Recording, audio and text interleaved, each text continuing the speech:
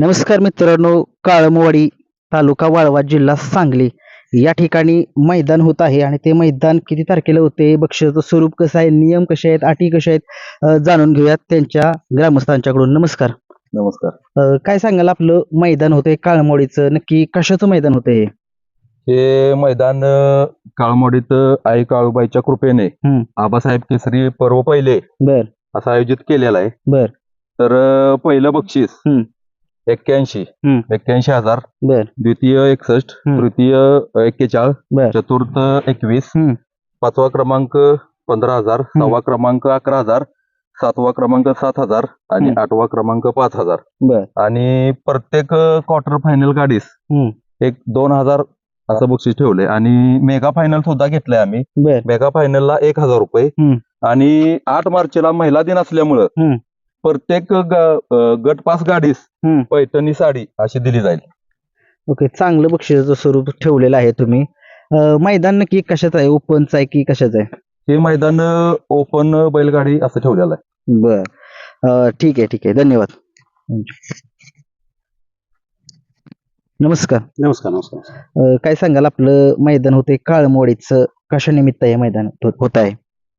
मैदानाच्या बाबतीत जर बोलायचं झालं तर काळमवाडीचा पूर्वीचा जो इतिहास आहे तो खूप क्लिअर आणि क्रिस्टल आहे. बर म्हणजे अशा माध्यमातून इथं कोणतीही पार्सलिटी केली जात नाही. बरोबर. इथं मैदानामध्ये कोणतीही गाडी जवळची आहे, तो संबंधित आहे, किंवा एका मालकाच्या गाड्या 2 गाड्या एका गटामध्ये पडल्या म्हणून त्याची गाडी विभागून द्या, दुसऱ्या गटात टाका, बरोबर. अशा पद्धती कोणतीही पार्सलिटी ह्या मैदानामध्ये काळमवाडीमध्ये केली जात नाही. बर आणि त्याचा इतिहास आहे तो सगळ्या गाडी मालकांना, चालकांनाही ते माहित आहे.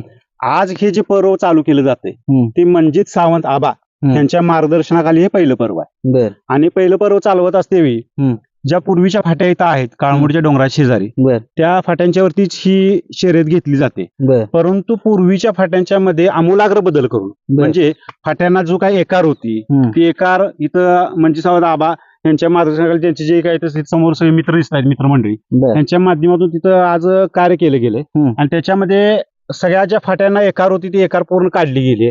त्याच्यानंतर बैल पळून गेल्यानंतर पुढं जिथं कंट्रोल एरिया आपण म्हणतो, बैलांना कंट्रोल करावं लागतं, अशा एरियामध्ये पूर्णतः जमीन भरून घेऊन सपाटीकरण केलेलं आहे. आणि तिथं कुठल्याही पद्धतीच्या व्यावसायिक गाड्यांचं जे आपण स्टॉल लावणं वगैरे म्हणतो, असं हॉटेल व्यावसायिक असतील किंवा इतर कोणते असतील व्यावसायिक, त्यांना लावण्यास पूर्णतः बंदी करण्यात आली. त्यामुळं बैलांचं प्राथमिकता इथं दिली जाते ती कशावरती, तर बैलांच्या सुरक्षितेवर. बरोबर आहे. आज मैदान केलं म्हणजे झालं असं नाहीये. बरोबर. तर ही लाख मोलाची बैल आहेत आणि हा गोवंश आहे, हा गोवंश जपला पाहिजे ह्या दृष्टिकोनातून हे मैदान घेतलं जातं. हे पहिलं पर्व आहे. पहिलं पर्व राबवत असतेवेळी जरा असं जाणवतं की बाबा ह्या आत्ताच्या पिढीमध्ये कुठंतरी गोवंश किंवा जे काय खिलार जातीची बैल आहेत ह्या बैलांचं संवर्धन झालं पाहिजे, गायीचं संवर्धन झालं पाहिजे. ह्या दृष्टिकोन ह्या गोष्टीला चालना देण्याच्या उद्देशानं हे मैदान आयोजित केलं. पूर्वी जर तुम्ही बघितलात तर पूर्वी बैलांचा सर्रास वापर होता. हो, बरोबर आहे. तुम्ही बघितला तर नांगर 9 नंबरी नांगर असायचा, 7 नंबरी नांगर असायचा, त्याच्यामध्ये 12 बैल, 7 बैल एकत्र असायची. मोठे शेतकरी 40 50 एकराचे धारक असायचे, त्यांच्याकडे 12 बैल असायची. परंतु सर्वसामान्य शेतकर्याकडे 1 बैल असायचा, 2 बैल असायचा. त्यांची पैरा पद्धतीतून लोक एकत्र यायची. त्याच्यामुळे एकमेकाचे रिलेशन निर्माण व्हायचे, सर्वांच्या सुखदुःखामध्ये लोक यायची, उभा राहायची. पण आजची परिस्थिती समाजाची बघितलं तर कुणाची कुणाला कदर नाही. बरोबर. पूर्वीच्या काळामध्ये शेजारी जाऊन जर दूध माया मुलाला पाहिजे वाटी घेऊन गेलं तर एक तांब्यावरून मिळायचं. आज गायीच अस्तित्वात राहिली नाही. त्याच्यामुळे सगळं धोक्यात यायला लागलं, समाज व्यवस्था बिघडायला लागली. त्याच्या पलीकडे जाऊन जर आपण विचार केला तर गायीचा विचार केला तर गायीला आपण माता मानतो, हिंदू धर्मामध्ये माता मानतो, आणि ती खरोखरच माता आहे. का तर कॅन्सर सारख्या आजारावरती उपचार गायीच्या पंचगव्यातून केला जातो. तुम्ही गुजरातच्या वलसाडला जावा, तिथं धारेवाल्यांचं कॅन्सर हॉस्पिटल आहे. तिथं गायींच्या पंचगव्यापासून, गायीपासून जे उत्पन्न होणार गोमूत्र असेल, त्याचं शेण असेल, त्याचं दही असेल, त्याचं बनवलेलं ताक असेल, त्याचं बनवलेलं जे तूप असेल, त्या तुपापासून पंचगव्य तयार केलं जातं. त्या पंचगव्यातून कॅन्सरवरती ट्रीटमेंट होते ना, आणि हजारो लोक त्याच्यातून बरी झाली. आणि ह्याचं पेटंट कोणी घेतलं?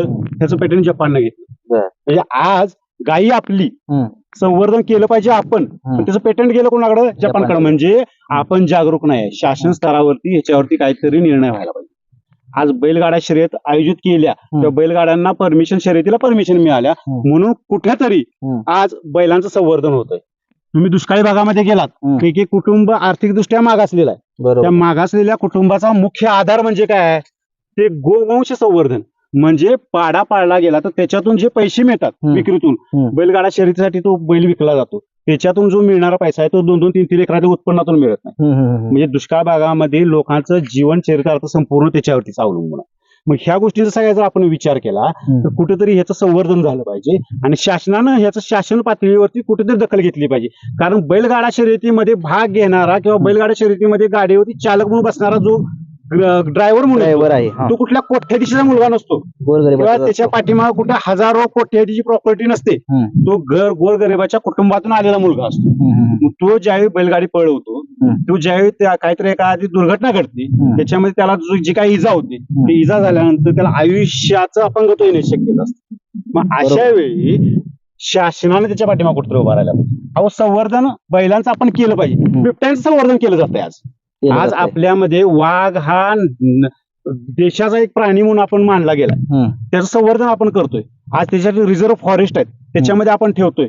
आज बिबट्याची शिकार करायची नाही, बिबट्यानं येऊन माणसावरती हल्ला केला चालतो. ह्या गोष्टी आहेत. पण तुम्ही कुठेही दाखवा मला त्या गायीचा अशा पद्धतीनं कुठेतरी आपल्याला त्रास आहे किंवा गोवंशाचा आपल्याला कुठेतरी त्रास आहे. जे काय मिळालंय आपल्याला तिचा आशीर्वादच मिळाला आणि ते जपलं गेलं पाहिजे. शासनानं ह्याच्यावरती निर्णय घेतला पाहिजे. शासकीय जसे इतर खेळ आहेत त्या पद्धतीनं ह्या खेळाचं त्याच्यामध्ये समावेश केला गेला पाहिजे. मी प्राणी मित्रांनाही माझी विनंती आहे, तुम्हाला आम्ही विरोध करतो अशातला भाग नाही. आपण जपलं पाहिजे. तुम्हाला फक्त बैलांना ह्याच्यापूर्वी दिलेले फटके दिसले, बरोबर आहे, मी त्याच्या विरोधात आहे. बैलांना मारायला नाही पाहिजे. पण त्याच बैलांना ज्यावेळी बैल मालक खारी, खोबरं आणि गाजरासारखे हे चालतो, खुराक देतो आणि त्याला त्यावेळी त्याच्यासाठी जपणूक करण्यासाठी अगदी गाद्या टाकल्या जातात बैलांना बसायला. ह्या गोष्टी तुम्हाला दिसल्या पाहिजे. म्हणजे जो शेतकरी आहे तो शेतकरी फक्त फटके देण्यासाठी नाही, आपलं बारकं मूल जर असेल ते चुकलं तर आपण त्याला एक फटका देऊ. बरोबर आहे. त्या पद्धतीनं ज्यावेळी गोवंश असतो त्याला काहीतरी सवयी लावायच्या म्हटलं, चांगल्या सवयी लावायच्या म्हटलं तर थोडंफार त्यालाही शासन द्यावं लागतं. त्याच्याशिवाय प्राणी कुठल्याही कंट्रोलमध्ये राहत नाही. पण ते शासनाचं जास्त विक्षिप्त स्वरूप असू नये हेही मला मान्य. त्यामुळं माझं एक मत आहे, ही जे कार्य आज ह्या मनजित सावंत आबा त्यांचे जे सगळे कार्यकर्ते जे आहेत किंवा त्यांचे सपोर्टर्स जे आहेत त्यांच्या माध्यमातून जे काम केलं जाते किंवा आबांच्या मार्गदर्शनात जे काम केलं जाते ते खरोखर उल्लेखनीय आहे आणि ते जपलं गेलं पाहिजे आणि त्याला कुठेतरी शासनानं आधार दिला पाहिजे असं माझं मत आहे. ठीक आहे. खूप छान माहिती दिली सरांनी. Thank you sir. येतोय आता यांच्याकडे जरा मैदानाची माहिती द्या. मैदानाचा पल्ला किती आहे? मैदानाचा पल्ला 8.5 फूट राहील. फाटीची रुंदी 15 फूट फाटीची रुंदी आहे. बर, टेपनं मोजून दाखवतो तुम्हाला. बर. तुम्ही ते युट्यूब वरती टाकू शकता. साईडला बॅरिकेड किती आहे? बॅरिकेड एक साइड आता तुम्ही पाहिलंय भिंतीचं स्वरूप असल्यागत आहे आणि दुसऱ्या साईडला आपण 450 ते 500 फूट बॅरिकेड लावणार आहे. बैलांना खाली थांबण्यासाठी जागा किती? खाली थांबण्यासाठी तुम्हाला व्हिडिओ मध्ये दाखवतो. कमीत कमी 10 गट खाली आपले उभा राहू शकतात एका वेळेस. कॅमेरे किती असतील दोन्ही बाजूला? दोन्ही साईडला P3 चे 2 कॅमेरे, खाली एक कॅमेरा राहील. बर. मैदानाची प्रवेश फी किती आहे? मैदानाची प्रवेश फी 900 रुपये राहील. 900 रुपये राहील. मैदान कोणत्या चॅनेलवरती दिसेल आपल्याला लाईव्ह? P3 ला दिसेल. मैदानामध्ये समालोचक कोण कोण असतील? मैदानामध्ये भैया धुमाळ, विशाल यादव, रामापूर बर आणि विशाल साळशिरमी. झेंडा पंच म्हणून कोण असतील? आसिफ मुलानी आहेत. बर. नंबर टेकर कोण असतील? शहाजी माणिक, शहाजी कदम पाचुंबरीचे आहेत. त्यांना आम्ही गरिबांच्यातलाच आहे म्हणून त्याला आम्ही सांगितलंय. बर. लांबून बैलगाडा मालक येतील त्यांना आदल्या दिवशी राहण्याची सुविधा वगैरे काय? राहण्यासाठी आपल्या इथं फार्म हाऊसला सोय केली जाईल. बर. लांबून आले तरी त्यांची सोय होईल आपली. मैदान जे आहे ते अखिल भारतीय बैलगाडा शर्यत संघटनेच्या नियमानुसार होणार का? हा, बैलगाडीच्या अखिल भारतीय बैलगाडी संघटनेच्या नियमानुसारच होईल. परमिशन मिळाली का? परमिशन मिळाली आपली. परवा दिवशी बुधवारी आपण ते पोस्ट टाकू. काय सांगाल मैदानाविषयी? काय सांगाल? मैदान हे आपलं आबांच्या मार्गदर्शनाखाली पहिले पर्व आहे. ह्या पर्वामध्ये इथून पुढच्या पर्वामध्ये वर्षानुवर्ष बदल होत राहतील आणि काळामध्ये विजया आशीर्वादाने आपल्या गावाचं कायमस्वरूपी नाव राहिलेलं आहे. ज्या बैलगाडी मालकांनी आपल्या क्षेत्रात ह्या बैलगाडी क्षेत्रात भाग घेतलाय त्यांचंही आपण आभार मान्य करू. मैदानामध्ये डॉक्टरांची टीम असेल का? पशुवैद्यकीय डॉक्टर आहेत. अँब्युलन्सची सुविधा, ची सोय राहील. पाण्याची सोय, पाण्याची 2 टँकरची सोय केलेली आहे आपण. सगळी सोय आहे, तुम्हाला दाखवतो आम्ही. समजा गटाला सामना झाला तर काय असेल चाल? गटाला सामना झाला तर सेमीला आपण चाल देणार आहे. आणि सेमीला सामना झाला तर? सेमीला सामना झाला तर त्यातले संगणमत दोघांनी करायचं. बर. त्यातली एक गाडी फायनलला पडेल. आणि क्वार्टर फायनलला राहणार, मेगा क्वार्टरला राहणार आहे त्यासनी आपण बक्षीस देणार आहे. बर. समजा एखाद्या ड्रायव्हरने शेफ्टीचा चावा बैलाचा घेतला आणि ते जर निदर्शनामध्ये जर आलं तर काय त्याच्यावर ऍक्शन घ्याल? आपल्या आता ह्या बैलगाडी संघटनेच्या नियमानुसार आपणाला बैलगाडी क्षेत्राच्या ह्या मैदानावरती आमच्या टीमला कोणतेही बैलगाडी मालकांना चाबूक, परत सेफ्टीचा चावा घेतला, काठीनं मारहाण केली, जर गाडी आमच्या कार्यकर्त्यांच्या निदर्शनास आली तर ती गाडी आम्ही पूर्णपणे बाद करणार आहे. बर. याची बैलगाडी मालकांनी नोंद घ्यावी. कोणत्याही मारहाणीला हे मैदान समर्थन करत नाही. बरोबर. किंवा बैलांची कोणती हॅरेसमेंट त्या गोष्टींना आम्ही समर्थन करतो. तर ते निदर्शनामध्ये जर आलं कायदेशीर कारवाई केली. बर, ठीक. नाव नोंदणीसाठी काय सांगाल? नाव नोंदणी ही त्या दिवशी ऑनलाईन राहणार आहे. कधीपासून चालू झाले? 4 तारखेपासून चालू राहणार. बरं, ठीक आहे. लाईव्ह लॉट कधी काढले जातील? 7 तारखेला संध्याकाळी लाईव्ह लॉट दरम्यान काढले जाते. मैदान सकाळी किती वाजता चालू होईल? मैदान सकाळी 9:30च्या दरम्यान चालू होईल. 9:30च्या दरम्यान चालू होईल. मैदानामध्ये हॉटेल व्यावसायिकांच्या बद्दल काय सांगा? हॉटेल व्यवसायांच्यासाठी या बाजूला सोय आहे. त्यांना त्या ठिकाणी आखून देतील आमच्यातले कार्यकर्त्यांनी, ज्यांनी जे रूपरेषा आखलेली आहे त्या ठिकाणी त्यांनी ते व्यवसाय करावा. त्या बाजूला त्या बाजूला आम्ही वरच्या बाजूला कोणत्याही हॉटेल व्यवसायवाल्याला गाडी लावून देणार नाही. का तर प्रेक्षकांना बसण्याची व्यवस्था एकसारखी झाली पाहिजे. का प्रेक्षक जर आले तर त्यांनी गाडी खाली जर एखादा वयोवृद्ध माणूस जर सापडला तर त्याला दवाखान्याचा खर्च करणे त्या सर्वसामान्यांच्या घरच्यांना पेलत नाही. बरोबर. त्यांनी एक साईडला बसून बघितलं तरी काय अडचण येणार नाही. मैदानाची फाटी बैलांना पाळण्यासाठी कशी आहे? आता तुमच्या लाईव्हच्या माध्यमातून तुम्ही दाखवणारच आहात, तरी पण आम्ही पूर्णपणे डावी साईडला एकार होती ती पूर्णपणे काढलेली आहे. माती आम्ही टाकून घेऊन पाणी मारून रोलिंग केलंय. पुढच्या साईडला उभा राहायला जागा पूर्णपणे 600 ते 750 फूट पूर्णपणे पुढे उभा राहायला जागा मोकळी आहे. बर, ठीक आहे मित्रांनो. मैदान होतंय, त्या मैदानामध्ये नाव नोंदणी चालू आहे. आणि जाता जाता काय सांगाल की नाव नोंदणीसाठी?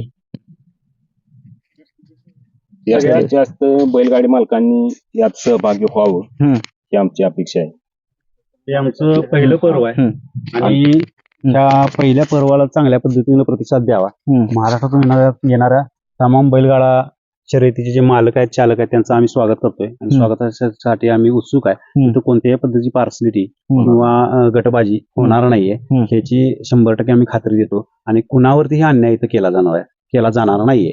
आणि जे काय होतील ते निर्णय न्यायप्रविष्ट असतील आणि व्यवस्थित केले जातील. मैदानाचं लोकेशन सांगा की कुठे आहे नक्की मैदान? मैदानाचं लोकेशन हे पुणे बेंगलोर हायवे जो आहे त्या हायवेला काळमुडीला यायला कासेगावच्या आणि नेरल्याच्या मध्ये काळमुडीला येणारा फाटा आहे. त्या फाट्यावरून आतमध्ये आल्यानंतर त्या उड्डाणपूल आहे, त्या उड्डाणपुलाच्या खालून आल्यानंतर काळमोडीमध्ये आल्यानंतर काळमोडी माणकवाडी रोड आहे. त्या काळमोडी माणकवाडी रोडच्या शेजारी महादेवाचा एक डोंगर आहे. त्या डोंगराच्या पलीकडच्या साईडला म्हणजे माणकवाडीकडच्या साईडला ह्या फाट्या आहेत. आणि बऱ्यापैकी लोकलच्या सगळ्या गाडी चालक आणि मालकांना त्या ह्या फाट्या माहिती आहेत. आता फक्त या फाट्यांच्या मध्ये पूर्णतः आमूलाग्र बदल केलेला आहे. अगदी व्यवस्थित केलेलं आहे. त्याच्यावरती रोलिंग करून त्याच्यामध्ये मुरुम भरून घेऊन अगदी जो एकार काढून अगदी खडे वगैरे काढून म्हणजे बैलांना खरोखरच प्रॉपरली पळण्यासाठी योग्य अशी जागा ही निर्माण केली आहे.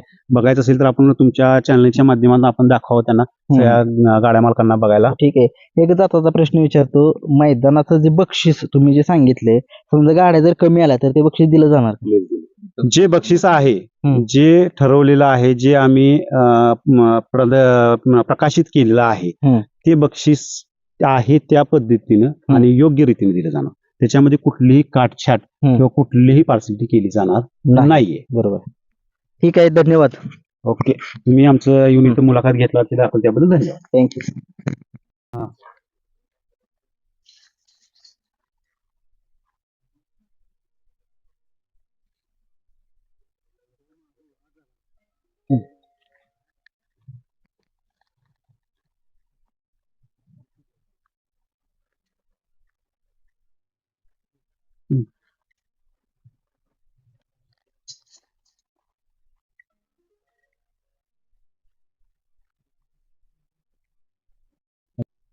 ते आता खाली सुटीच्या ठिकाणावरलं व्हिडिओ तुम्ही करताय की खाली उभा राहायला तुम्ही पाहतायसा ही खाली उभा राहायला पण जागा भरपूर आहे.